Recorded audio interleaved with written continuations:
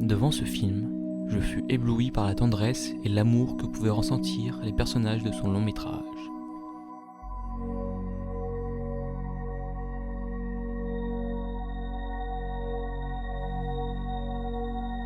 Bonjour et bienvenue dans Découverte. Aujourd'hui, je vais parler d'un film ayant su capter le réel dans toute sa splendeur. Dans ce long métrage, le réalisateur nous offrira l'une de ses plus belles performances, le tout englobé par une histoire d'amour à l'aspect de rêve. Je vais parler du film La vie d'Adèle de Abdelatif Kechiche, sorti en 2013. Dans ce long métrage, nous suivrons 2 chapitres de la vie d'Adèle, une jeune femme se cherchant. Nous suivrons ses joies et ses déboires, le tout suivi par un réalisme pouvant nous perdre.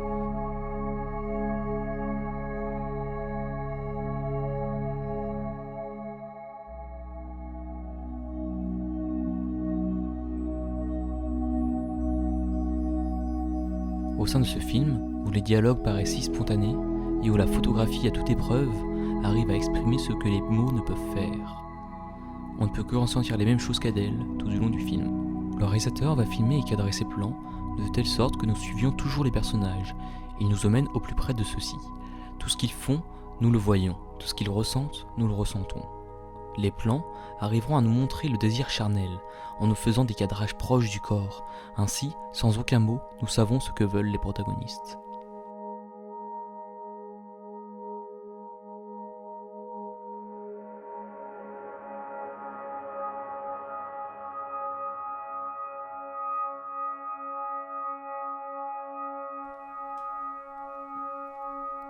Ainsi, nous verrons à certains moments le rêve devenir réalité, de par ces scènes charnelles que le réalisateur arrive à mettre en scène, comme si on était face à des tableaux.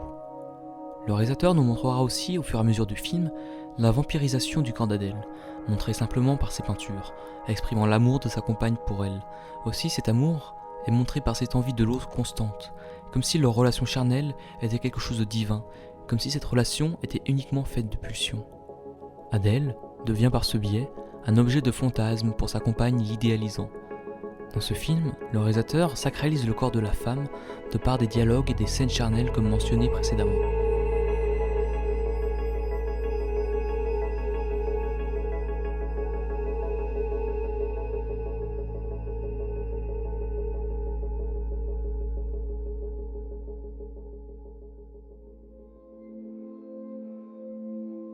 Au sein de son long métrage, nous observons qu'Adèle se laisse porter par les autres la plupart du temps.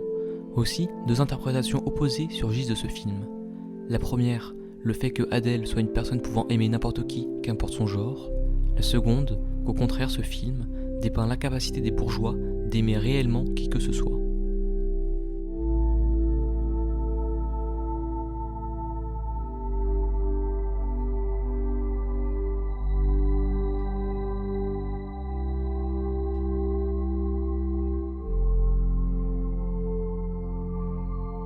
Évidemment, le réalisateur va aussi montrer à quel point il est difficile d'assumer le fait qu'on en sorte avec une personne du même sexe, et à quel point certains peuvent faire preuve d'intolérance. Aussi, Adèle n'assumera que peu cette relation tout au long du film, mentant à ses parents, à ses collègues de travail.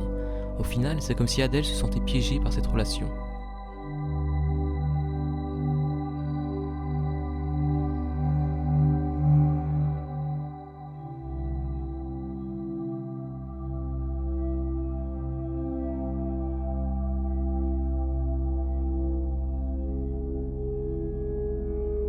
Dans ce long métrage, nous assisterons à l'une des ruptures les plus dures qui soient, nous mettant dans un état de tristesse incommensurable.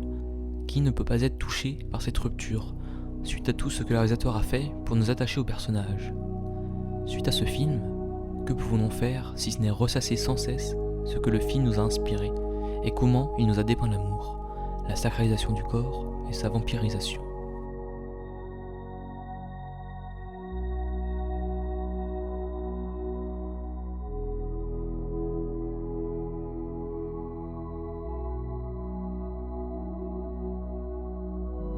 La vie d'Adèle est un film nous dépeignant sa vie. Au final, pendant toute la durée du film, nous sommes les témoins d'une histoire d'amour parmi tant d'autres, nous éblouissant et nous attristant.